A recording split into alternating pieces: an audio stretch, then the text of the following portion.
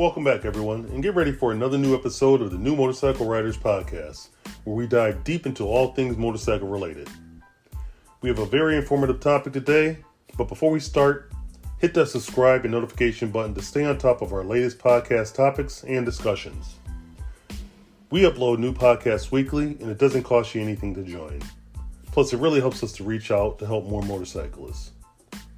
Also, if you have a motorcycle-related topic you would like to hear discussed on our podcast, please send me a message to andrew@newmotorcycleriders.com, and let's make that happen. Again, thank you for joining us on our podcast, and please leave a comment below. Also, don't forget to check out our new book, New Motorcycle Riders, Motorcycling for Beginners. It's available at Amazon and major bookstores. Now, what would life be like without problems, right? So I received a question asking where to store the motorcycle registration and insurance card if there is no place on my motorcycle to do it. I believe in difficult, but never impossible. So where there is a will, there is always a way. Now obviously this is a problem primarily for motorcycles without compartments and or storage bags. I myself have run into this issue, but I know of a few creative ways to get around it. You may even have some of these things already in your home. Now, this is in no particular order, just whatever works best for your situation. First, let's start with the people who have nowhere to put their paperwork, but they have an easily removable seat. Now, this is going to be not going to be the prettiest look, but if you have a small kitchen Ziploc bag, you can fold your paperwork up and put it in the Ziploc bag.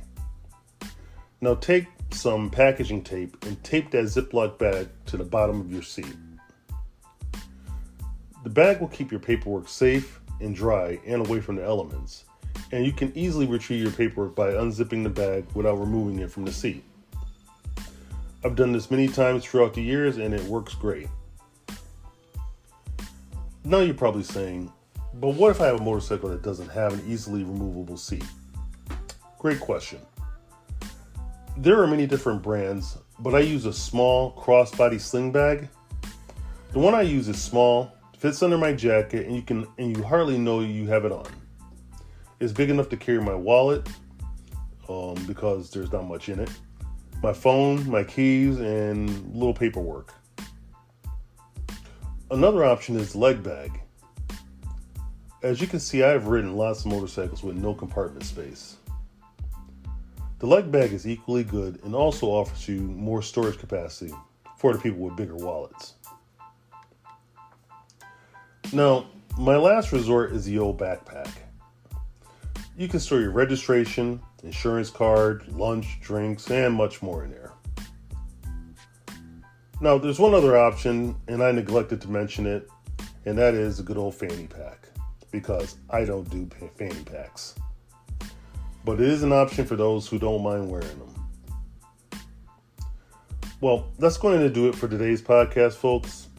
I hope you enjoyed it and learned something from it. Please leave a comment below about the episode and or anything you thought I may have missed that you would like to add. Maybe there's something more that you could add to it to share your perspective.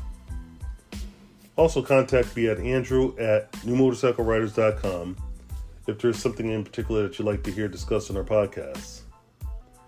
Maybe you'd like to be a guest host on our podcast. Let us know.